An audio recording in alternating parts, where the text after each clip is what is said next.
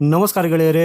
ಇತ್ತೀಚೆಗೆ ಭಾರತೀಯ ವಿಜ್ಞಾನಿಗಳು ಜಗತ್ತಿನ ಯಾವುದೇ ಸೂಪರ್ ಪವರ್ ಕೇವಲ ಕನಸು ಕಾಣಬಹುದಾದಂತಹ ಸಾಧನೆಯನ್ನ ಮಾಡಿದ್ದಾರೆ.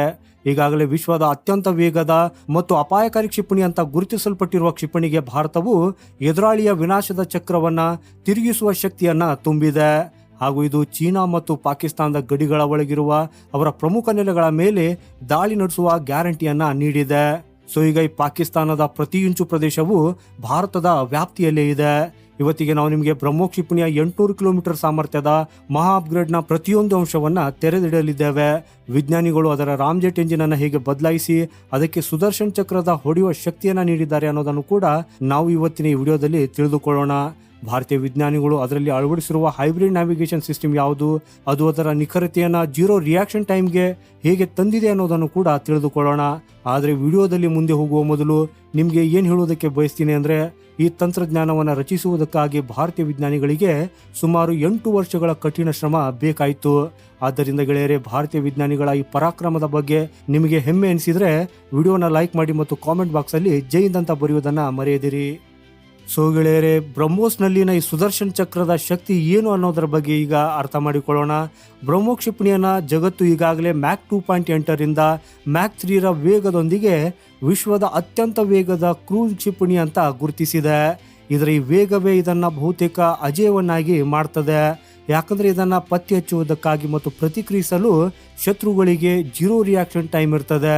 ಸೊ ಈ ಮೊದಲು ಇದರ ಸ್ಟ್ರೈಕ್ ಕೆಪಾಬಿಲಿಟಿ 290 ಕಿಲೋಮೀಟರ್ಗೆ ಸೀಮಿತವಾಗಿತ್ತು. ಆದರೆ ಭಾರತವು ಮಿಸೈಲ್ ಟೆಕ್ನಾಲಜಿ ಕಂಟ್ರೋಲ್ ರೆಜಿಮೆ MTCRದಲ್ಲಿ ಸೇರಿದ ನಂತರ ವಿಜ್ಞಾನಿಗಳು ಅದರ ವ್ಯಾಪ್ತಿಯನ್ನು ಮೊದಲು 450 ಕಿಲೋಮೀಟರ್ಗೆ ಹೆಚ್ಚಿಸಿದರು. ಹಾಗೂ ಈಗ ಅದನ್ನು 800 ಕಿಲೋಮೀಟರ್ಗೆ ಹೆಚ್ಚಿಸುವ ಕೆಲಸ ಬಹುತೇಕ ಪೂರ್ಣಗೊಂಡಿದೆ. ಆದರೆ ಗೆಳೆಯರೇ, ಇದು ಕೇವಲ ದೂರವನ್ನು ಹೆಚ್ಚಿಸುವ ಕೆಲಸ ಅಷ್ಟೇ ಆಗಿರಲಿಲ್ಲ, ಇದು ಬ್ರಹ್ಮೋಸ್ನ ಎಂಜಿನ್ ಮತ್ತು ಮೆದುಳನ್ನು ಸಂಪೂರ್ಣವಾಗಿ ಬದಲಾಯಿಸುವ ಕೆಲಸವಾಗಿತ್ತು. ಸೊ ಈಗ ಬ್ರಹ್ಮೋಸ್ನಲ್ಲಿ ಅಳವಡಿಸಲಾದ ಈ ಹೊಸ ರಾಮ್ಜೆಟ್ ಎಂಜಿನ್ ಮತ್ತು ಹೈಬ್ರಿಡ್ ನ್ಯಾವಿಗೇಷನ್ ಸಿಸ್ಟಮ್ನ ವಿಶೇಷತೆ ಏನು, ಅದು ಅದಕ್ಕೆ ಸುದರ್ಶನ್ ಚಕ್ರದ ನಿಖರತೆಯನ್ನು ಹೇಗೆ ನೀಡುತ್ತದೆ ಅನ್ನೋದರ ಕುರಿತು ನಾವು ನಂತರ ಮಾತಾಡೋಣ. ಸೊ ಮೊದಲಿಗೆ 800 ಕಿಲೋಮೀಟರ್ ವ್ಯಾಪ್ತಿ ಸಿಕ್ಕು ಕೂಡಲೇ ಈ ಚೀನಾ ಮತ್ತು ಪಾಕಿಸ್ತಾನದ ಮೇಲೆ ಇದರ ಪರಿಣಾಮ ಏನಾಗ್ತದೆ ಅನ್ನೋದನ್ನು ತಿಳಿದುಕೊಳ್ಳೋಣ. ಗೆಳೆಯರೇ, ಇದರಿಂದ ನೀವು ಈ ಅಪ್ಗ್ರೇಡ್ನ ಕಾರ್ಯತಂತ್ರದ ಮಹತ್ವವನ್ನು ಅರ್ಥ ಮಾಡಿಕೊಳ್ಳಬಹುದು. ಆ್ಯಕ್ಚುಲಿ ಮಿಲಿಟರಿ ವಿಶ್ಲೇಷಕರ ಪ್ರಕಾರ 800 ಕಿಲೋಮೀಟರ್ ವ್ಯಾಪ್ತಿ ಸಿಕ್ಕ ಕೂಡಲೇ ಬ್ರಹ್ಮೋಸ್ ಭಾರತಕ್ಕೆ ಸಾಟಿ ಇಲ್ಲದ ಸ್ಟ್ಯಾಂಡ್ ಆಫ್ ಪ್ರಿಸಿಜನ್ ಸ್ಟ್ರೈಕ್ ಸಾಮರ್ಥ್ಯವನ್ನು ನೀಡ್ತದೆ. ನಮ್ಮ ರಕ್ಷಣಾ ಸಚಿವ ರಾಜನಾಥ್ ಸಿಂಗ್ ಅವರ ಪ್ರಕಾರ ಈಗ ಪಾಕಿಸ್ತಾನದ ಪ್ರತಿ ಇಂಚು ಪ್ರದೇಶವು ಬ್ರಹ್ಮೋಸ್ ಕ್ಷಿಪಣಿಯ ವ್ಯಾಪ್ತಿಯಲ್ಲಿದೆ. ಇದರರ್ಥ ಭಾರತವು ತನ್ನ ಗಡಿಯೊಳಗೆ ಇದ್ದು ಅಥವಾ ಹಿಂದೂ ಮಹಾಸಾಗರದಲ್ಲಿನ ತನ್ನ ಯುದ್ಧ ನೌಕೆಗಳಿಂದ ಪಾಕಿಸ್ತಾನದ ಯಾವುದೇ ಪ್ರಮುಖ ನೆಲೆಗೆ ಗುರಿ ಇಡಬಹುದು. ಅದು ಕಮಾಂಡ್ ಸೆಂಟರ್ ಆಗಿರಲಿ, ಏರ್ ಬೇಸ್ ಆಗಿರಲಿ ಅಥವಾ ನ್ಯಾವಲ್ ಪೋರ್ಟ್ ಆಗಿರಲಿ. ಚೀನಾದ ವಿರುದ್ಧವೂ ಕೂಡ ಈ ಕ್ಷಿಪಣಿಯು ಭಾರತಕ್ಕೆ ಸ್ಟೇಟ್ ಆಫ್ ಮಲಾಕಾ ಮತ್ತು ದಕ್ಷಿಣ ಚೀನಾ ಸಮುದ್ರದಂತಹ ಪ್ರಮುಖ ಸಮುದ್ರ ಪ್ರದೇಶಗಳಲ್ಲಿ ತನ್ನ ಶಕ್ತಿಯನ್ನು ತೋರಿಸುವುದಕ್ಕೆ ಅಪಾರ ಸಾಮರ್ಥ್ಯವನ್ನು ನೀಡ್ತದೆ. 800 ಕಿಲೋಮೀಟರ್ನ ಈ ವ್ಯಾಪ್ತಿಯು ಚೀನಾ ಮತ್ತು ಪಾಕಿಸ್ತಾನಕ್ಕೆ ಒಂದು ಡಿಟರೆಂಟ್ ಆಗಿ ಕೆಲಸ ಮಾಡ್ತದೆ. ಬ್ರಹ್ಮೋಸ್ನ ಈ ವಿಸ್ತೃತ ವ್ಯಾಪ್ತಿಯು ಹಿಂದೂ ಮಹಾಸಾಗರದಲ್ಲಿ ತನ್ನ ದಬ್ಬಾಳಿಕೆಯನ್ನು ತೋರಿಸಲು ಬಯಸುವ ಚೀನಾದ ನೌಕಾ ನೆಲೆಗಳಿಗೂ ನೇರ ಬೆದರಿಕೆ ಒಡ್ಡುತ್ತದೆ. ಈ ಕ್ಷಿಪಣಿಯು ಭಾರತದ ಭದ್ರತಾ ತಂತ್ರವನ್ನು ರಕ್ಷಣಾತ್ಮಕದಿಂದ ಆಕ್ರಮಣಕಾರಿಗೆ ಬದಲಾಯಿಸುತ್ತದೆ. ಈ ಅಪ್ಗ್ರೇಡ್ನೊಂದಿಗೆ ಭಾರತವು ಈಗ ಶತ್ರುಗಳ ಬಾಗಿಲಿಗೆ ಹೋಗದೆ ಅವರ ಮನೆಯೊಳಗೆ ನುಗ್ಗಿ ದಾಳಿ ಮಾಡುವ ಸಾಮರ್ಥ್ಯವನ್ನು ಹೊಂದಿದೆ. ಗೆಳೆಯರೇ, ಇದು ನಮ್ಮ ಕಾರ್ಯತಂತ್ರದ ವ್ಯಾಪ್ತಿಯನ್ನು ಹೆಚ್ಚಿಸುವುದಲ್ಲದೆ ಭಾರತದ ಮುಂದಿನ ಗುರಿ ಏನಿರಬಹುದು ಅಂತ ಶತ್ರುಗಳನ್ನು ಪ್ರತಿಕ್ಷಣ ಯೋಚಿಸುವಂತೆ ಮಾಡ್ತದೆ. ಸೊ ಈಗ ಬ್ರಹ್ಮೋಸ್ನ ಈ ಸುದರ್ಶನ್ ಚಕ್ರದ ಶಕ್ತಿಯ ಬಗ್ಗೆ ತಿಳಿದುಕೊಳ್ಳೋಣ. ನೋಡಿ ಗೆಳೆಯರೇ, ವಿಜ್ಞಾನಿಗಳು ಇದರ ವ್ಯಾಪ್ತಿಯನ್ನು ಹೆಚ್ಚಿಸುವುದಕ್ಕಾಗಿ ಇದರ ರಾಮ್ಜೆಟ್ ಎಂಜಿನ್ ಅನ್ನು ಸಂಪೂರ್ಣವಾಗಿ ಬದಲಾಯಿಸಿದ್ದಾರೆ. ಈ ಅಪ್ಗ್ರೇಡ್ ಎಂಜಿನ್ ಅನ್ನು ಹೆಚ್ಚು ಇಂಧನ ದಕ್ಷ ಅಂದರೆ ಫ್ಯೂಯಲ್ ಎಫಿಷಿಯೆಂಟ್ ಅನ್ನಾಗಿ ಮಾಡ್ತದೆ ಮತ್ತು ಕ್ಷಿಪಣಿಯ ತೂಕವನ್ನು ಕಡಿಮೆ ಮಾಡುವುದಕ್ಕಾಗಿ ಹಗುರವಾದ ಕಾಂಪೋಸಿಟ್ ವಸ್ತುಗಳನ್ನು ಬಳಸಲಾಗಿದೆ. ಈ ಹೊಸ ಎಂಜಿನ್ನೊಂದಿಗೆ ವಿಜ್ಞಾನಿಗಳು ಇದರಲ್ಲಿ ನೆಕ್ಸ್ಟ್ ಜನರೇಷನ್ನ ಹೈಬ್ರಿಡ್ ನ್ಯಾವಿಗೇಷನ್ ಸಿಸ್ಟಮ್ ಅನ್ನು ಸಹ ಸೇರಿಸಿದ್ದಾರೆ. ಹಾಗೂ ಈ ಸಿಸ್ಟಮ್ ಇನಿಷಿಯಲ್ ನ್ಯಾವಿಗೇಷನ್ ಅನ್ನ ಸ್ಯಾಟಲೈಟ್ ಗೈಡೆನ್ಸ್ನೊಂದಿಗೆ ಸಂಯೋಜಿಸಿ ಕೆಲಸ ಮಾಡ್ತದೆ. ಇದರಿಂದಾಗಿ ಕ್ಷಿಪಣಿಯ ಆಕ್ಯುರಸಿ ಎಷ್ಟೊಂದು ಹೆಚ್ಚಾಗ್ತದೆ ಅಂದರೆ ಅದರ CEP ಅಂದರೆ ಸರ್ಕ್ಯುಲರ್ ಎರರ್ ಪ್ರೊಬೆಬಲ್ 1 ಮೀಟರ್ನ ಆಸುಪಾಸಿಗೆ ಬರ್ತದೆ. ಮ್ಯಾಕ್ 3 ವೇಗದಲ್ಲಿ 800 ಕಿಲೋಮೀಟರ್ ದೂರ ಹೋಗಿ 1 ಮೀಟರ್ ವ್ಯಾಪ್ತಿಯೊಳಗೆ ಗುರಿಯನ್ನು ನಾಶಪಡಿಸುವ ಕ್ಷಿಪಣಿಯನ್ನ ಸುದರ್ಶನ್ ಚಕ್ರ ಅಂತ ಕರೆಯುವುದು ತಪ್ಪಾಗಲಾರದು. ಹಾಗೂ ಗೆಳೆಯರೇ, ಇಲ್ಲಿ ಅತ್ಯಂತ ಮುಖ್ಯವಾದ ವಿಷಯವೆಂದರೆ ಈ ಹೊಸ ನ್ಯಾವಿಗೇಷನ್ ಸಿಸ್ಟಮ್ ಎಲೆಕ್ಟ್ರಾನಿಕ್ ಜಾಮಿಂಗ್ ಅಥವಾ ಸ್ಪೂಪಿಂಗ್ ವಿರುದ್ಧ ಹೆಚ್ಚು ರೆಸಿಲಿಯಂಟ್ ಅನ್ನ ಹೊಂದಿದೆ. ಅಂದ್ರೆ ಚೀನಾದ ಎಲೆಕ್ಟ್ರಾನಿಕ್ ವಾರ್ಫೇರ್ ತಂತ್ರಜ್ಞಾನವು ಇದನ್ನ ತಡೆಯುವುದಕ್ಕೆ ಸಾಧ್ಯವಾಗುವುದಿಲ್ಲ. ಬ್ರಹ್ಮೋಸ್ನ ಈ ಸಾಮರ್ಥ್ಯವು ಯುದ್ಧದ ಸಮಯದಲ್ಲಿ ಶತ್ರುಗಳ ಕಮಾಂಡ್ ಮತ್ತು ಕಂಟ್ರೋಲ್ ನೆಟ್ವರ್ಕ್ ಅನ್ನ ನಾಶಪಡಿಸುವುದಕ್ಕಾಗಿ ಭಾರತಕ್ಕೆ ಒಂದು ನಿರ್ಣಾಯಕ ಶಕ್ತಿಯನ್ನ ಕೊಡುತ್ತದೆ. ಇದರೊಂದಿಗೆ ಬ್ರಹ್ಮೋಸ್ ಗುರಿಗಳ ಗುಂಪಿನಿಂದಲೂ ನಿರ್ದಿಷ್ಟ ಗುರಿಯನ್ನು ಆಯ್ಕೆ ಮಾಡುವ ಸಾಮರ್ಥ್ಯವನ್ನ ಹೊಂದಿದೆ ಹಾಗೂ ಇದು ನಿಖರವಾದ ದಾಳಿಗೆ ಇದನ್ನು ವಿಶ್ವದ ಏಕೈಕ ಸೂಪರ್ ಸಾನಿಕ್ ಕ್ರೂ ಕ್ಷಿಪಣಿಯನ್ನಾಗಿ ಮಾಡ್ತದೆ.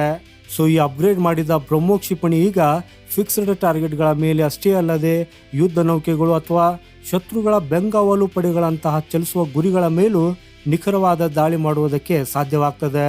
ಇದರ ಟಾರ್ಗೆಟ್ ಕ್ಯಾಪ್ಚರಿಂಗ್ ಮತ್ತು ಟ್ರ್ಯಾಕಿಂಗ್ ಸಾಮರ್ಥ್ಯವನ್ನು ಕೂಡ ಹೆಚ್ಚಿಸಲಾಗಿದೆ. ಹಾಗಾಗಿ ಇದರಿಂದ ಶತ್ರುಗಳು ಇದನ್ನ ವಂಚಿಸುವುದಕ್ಕೆ ಯಾವುದೇ ಪ್ರಯತ್ನ ಮಾಡಿದ್ರೂ ಅವರಿಗೆ ಅವಕಾಶನೇ ಸಿಗುವುದಿಲ್ಲ. ಸೊ ಈಗ ಬ್ರಹ್ಮೋಸ್ನ 800 ಕಿಲೋಮೀಟರ್ ಸಾಮರ್ಥ್ಯದ ವೇರಿಯಂಟ್ ಅನ್ನ ಭೂಸೇನೆ, ನೌಕಾಪಡೆ ಮತ್ತು ವಾಯುಪಡೆ ಮೂರಕ್ಕೂ ಸೇರಿಸಲಾಗುವುದು. ಈಗಾಗಲೇ ಭಾರತೀಯ ನೌಕಾಪಡೆಯ ಸುಮಾರು 20 ಯುದ್ಧ ನೌಕೆಗಳು ಬ್ರಹ್ಮೋಸ್ನೊಂದಿಗೆ ಸುಸಜ್ಜಿತವಾಗಿವೆ ಮತ್ತು ಅವರಿಗೆ ಈ ಅಪ್ಗ್ರೇಡ್ ಕೇವಲ ಒಂದು ಸಾಫ್ಟ್ವೇರ್ ಮತ್ತು ಫೈರ್ ಕಂಟ್ರೋಲ್ ಸಿಸ್ಟಮ್ ಅಪ್ಡೇಟ್ ಅಷ್ಟು ಸುಲಭವಾಗಿರುತ್ತದೆ. ಹಾಗೂ ಈ ಕ್ಷಿಪಣಿಯು ಹಿಂದೂ ಮಹಾಸಾಗರ ಪ್ರದೇಶದಲ್ಲಿ ನೌಕಾಪಡೆಯ ಶಕ್ತಿಯನ್ನ ಹಲವು ಪಟ್ಟು ಹೆಚ್ಚಿಸುತ್ತದೆ. ವಾಯುಪಡೆಗಾಗಿ 60 ಸುಖೋಯ್ 30 MKI ಫೈಟರ್ ಜೆಟ್ಗಳನ್ನು ಈಗಾಗಲೇ ಬ್ರಹ್ಮೋಸ್-ನೊಂದಿಗೆ ಸಂಯೋಜಿಸಲಾಗಿದೆ. ಈ ಸಂಯೋಜನೆಯು ಸುಖೋಯ್ ಲಾಂಗ್ ರೇಂಜ್ನ ಹಾರಾಟದ ಸಾಮರ್ಥ್ಯ ಮತ್ತು ಬ್ರಹ್ಮೋಸ್ನ 800 ಕಿಲೋಮೀಟರ್ ಹೊಡೆಯುವ ಸಾಮರ್ಥ್ಯವನ್ನು ಒಟ್ಟುಗೂಡಿಸಿ ಶತ್ರುಗಳ ವಾಯುಗಡಿಗೆ ಪ್ರವೇಶಿಸದೆ ಅವರ ಪ್ರಮುಖ ನೆಲೆಗಳನ್ನು ನಾಶಪಡಿಸುವ ಶಕ್ತಿಯನ್ನ ನೀಡುತ್ತದೆ. ಭೂಸೇನೆಗಾಗಿ ಕ್ಷಿಪಣಿಗಳನ್ನು ಮರುಭೂಮಿ ಮತ್ತು ಎತ್ತರದ ಪ್ರದೇಶಗಳೆರಡರಲ್ಲೂ ನಿಯೋಜಿಸಲಾಗುವುದು ಹಾಗೂ ಇದರಿಂದ ನಮ್ಮ ಭೂಸೇನೆಗೂ ನಿರ್ಣಾಯಕ ಮೇಲುಗೈ ಸಿಗ್ತದೆ. ಸೊ ಈಗ ಈ ಅತ್ಯಂತ ಅಪಾಯಕಾರಿ ಅಸ್ತ್ರವು ಸೇನೆಯಲ್ಲಿ ಯಾವಾಗ ಸಂಪೂರ್ಣವಾಗಿ ಕಾರ್ಯರೂಪಕ್ಕೆ ಬರ್ತದೆ ಅನ್ನೋದು ಈಗ ದೊಡ್ಡ ಪ್ರಶ್ನೆಯಾಗಿದೆ. ರಕ್ಷಣಾ ಮೂಲಗಳ ಪ್ರಕಾರ 800 ಕಿಲೋಮೀಟರ್ ವ್ಯಾಪ್ತಿಯ ಬ್ರಹ್ಮೋಸ್ನ ಫೈನಲ್ ವ್ಯಾಲಿಡೇಷನ್ ಟ್ರಯಲ್ಸ್ ನಡೀತಾ ಇದೆ ಮತ್ತು ಈ ಕ್ಷಿಪಣಿ 2027ರ ಅಂತ್ಯದ ವೇಳೆಗೆ ಸಂಪೂರ್ಣವಾಗಿ ಕಾರ್ಯನಿರ್ವಹಿಸುವುದಕ್ಕಾಗಿ ಸಿದ್ಧವಾಗಲಿದೆ ಹಾಗೂ ಯುದ್ಧಕ್ಕೂ ಸಿದ್ಧವಾಗಲಿದೆ. ಇದಕ್ಕೆ ಸಮಾನಾಂತರವಾಗಿ DRDO ಬ್ರಹ್ಮೋಸ್ NG ಅಂದರೆ ನೆಕ್ಸ್ಟ್ ಜನರೇಷನ್ ಮೇಲೂ ಕೆಲಸ ಮಾಡ್ತಾ ಇದೆ. ಇದು ತೂಕದಲ್ಲಿ ಹಗುರವಾಗಿದ್ದು ಹೆಚ್ಚು ಸ್ಟೆಲ್ತ್ ತಂತ್ರಜ್ಞಾನದೊಂದಿಗೆ ಸುಸಜ್ಜಿತವಾಗಿರ್ತದೆ. ಇದನ್ನು ತೇಜಸ್ ರಾಫೆಲ್ನಂತ ಹಗುರವಾದ ಯುದ್ಧ ವಿಮಾನಗಳ ಮೇಲೂ ಅಳವಡಿಸಬಹುದು ಹಾಗೂ ಈಗ ಬ್ರಹ್ಮೋಸ್ 2 ಸಹ ಅಭಿವೃದ್ಧಿಯಲ್ಲಿದ್ದು ಇದು ಮ್ಯಾಕ್ 8ರ ವೇಗದ ಹೈಪರ್ಸೋನಿಕ್ ಕ್ರೂ ಕ್ಷಿಪಣಿ ಆಗಿರ್ತದೆ. ಈ ಎಲ್ಲಾ ವೇರಿಯಂಟ್ಗಳ ಅಭಿವೃದ್ಧಿಯು ಭಾರತವು ಭವಿಷ್ಯದ ಪ್ರತಿಯೊಂದು ಯುದ್ಧಕ್ಕೂ ಸಿದ್ಧವಾಗಿದೆ ಮತ್ತು ಯಾವುದೇ ಪರಿಸ್ಥಿತಿಯಲ್ಲಿ ಶತ್ರುಗಳಿಗೆ ಸವಾಲು ಹಾಕುವ ಸಾಮರ್ಥ್ಯವನ್ನು ಹೊಂದಿದೆ ಅನ್ನೋದನ್ನ ಖಚಿತಪಡಿಸುತ್ತದೆ. ಸೊ ಗೆಳೆಯರೆ, ಬ್ರಹ್ಮೋಸ್ನ ಈ ಅಪ್ಗ್ರೇಡ್ ಕೇವಲ ವ್ಯಾಪ್ತಿಯ ವಿಷಯವಲ್ಲ, ಇದು ಭಾರತದ ಬದಲಾಗುತ್ತಿರುವ ಮಿಲಿಟರಿ ಶಕ್ತಿಯ ಪುರಾವೆಯಾಗಿದೆ. ಆಪರೇಷನ್ ಸಿಂಧೂರ್ನಲ್ಲಿ ಬ್ರಹ್ಮೋಸ್ನ ಯಶಸ್ವಿ ಬಳಕೆಯು ಈ ಪಾಕಿಸ್ತಾನದ ಚೀನಾ ನಿರ್ಮಿತ HQ-9 ನಂತಹ ಏರ್ ಡಿಫೆನ್ಸ್ ಸಿಸ್ಟಮ್ಗಳ ವೈಫಲ್ಯಕ್ಕೆ ದೊಡ್ಡ ಪುರಾವೆಯಾಗಿತ್ತು. ಈ ಬ್ರಹ್ಮೋಸ್ನ ಮ್ಯಾಕ್ 3 ವೇಗ, ಕಡಿಮೆ ರೆಡಾರ್ ಕ್ರಾಸ್ ಸೆಕ್ಷನ್ ಮತ್ತು ನಿಖರವಾದ ಅಕ್ಯುರೇಸಿಯ ಮುಂದೆ ಪಾಕಿಸ್ತಾನದ ಏರ್ ಡಿಫೆನ್ಸ್ ಸಂಪೂರ್ಣವಾಗಿ ನಿಷ್ಕ್ರಿಯವಾಗಿತ್ತು. ಈಗ 800 ಕಿಲೋಮೀಟರ್ ವ್ಯಾಪ್ತಿಯೊಂದಿಗೆ ಭಾರತವು ಚೀನಾ ಮತ್ತು ಪಾಕಿಸ್ತಾನ ಎರಡಕ್ಕೂ ಸ್ಪಷ್ಟ ಸಂದೇಶವನ್ನ ನೀಡಿದೆ. ನಮ್ಮ ಸಿದ್ಧತೆ ಕೇವಲ ಒಂದು ದಾಳಿಗಲ್ಲ, ಬದಲಾಗಿ ಸಂಪೂರ್ಣ ವಿನಾಶಕ್ಕೆ ಇದೆ. ಭಾರತಕ್ಕೆ ಸುದರ್ಶನ್ ಚಕ್ರದ ಶಕ್ತಿಯನ್ನು ನೀಡಿದ ಈ ಬ್ರಹ್ಮೋ ಕ್ಷಿಪಣಿಯು ಈಗ ನಮ್ಮ ಇಂಟಿಗ್ರೇಟೆಡ್ ರಾಕೆಟ್ ಫೋರ್ಸ್ನ ಮೂಲ ಆಧಾರವಾಗಲಿದೆ ಹಾಗೂ ಈ ಕ್ಷಿಪಣಿಯು ಭಾರತದ ನೋ ಫಸ್ಟ್ ಯೂಸ್ ಪರಮಾಣು ನೀತಿಯನ್ನ ಮತ್ತಷ್ಟು ಬಲಪಡಿಸುತ್ತದೆ. ಯಾಕಂದ್ರೆ ಇದು ಯಾವುದೇ ರೀತಿಯ ದುಸ್ಸಾಹಸಕ್ಕೆ ಮುನ್ನ ಹಲವು ಬಾರಿ ಯೋಚಿಸುವುದಕ್ಕೆ ಶತ್ರುಗಳನ್ನ ಒತ್ತಾಯಿಸುತ್ತದೆ. ಸೊ ಗೆಳೆಯರೆ, ಇದರ ಬಗ್ಗೆ ನಿಮ್ಮ ಅಭಿಪ್ರಾಯ ಏನು? 800 ಕಿಲೋಮೀಟರ್ನ ಬ್ರಹ್ಮೋಸ್ ನಂತರ ಚೀನಾ ಮತ್ತು ಪಾಕಿಸ್ತಾನ ಭಾರತದ ಕಡೆ ಕಣ್ಣೆತ್ತಿ ನೋಡುವ ಧೈರ್ಯ ಮಾಡ್ತಾವ? ನಿಮ್ಮ ಅಭಿಪ್ರಾಯವನ್ನು ಖಂಡಿತ ನಮಗೆ ಕಮೆಂಟ್ ಮಾಡೋದ್ರ ಮೂಲಕ ತಿಳಿಸಿ. ಸಿಗೋಣ ಮುಂದಿನ ಮತ್ತೊಂದು ಇಂಟ್ರೆಸ್ಟಿಂಗ್ ಮಾಹಿತಿಯೊಂದಿಗೆ. ವಂದೇ ಮಾತರಂ, ಭಾರತ್ ಮಾತಾ ಕಿ ಜೈ.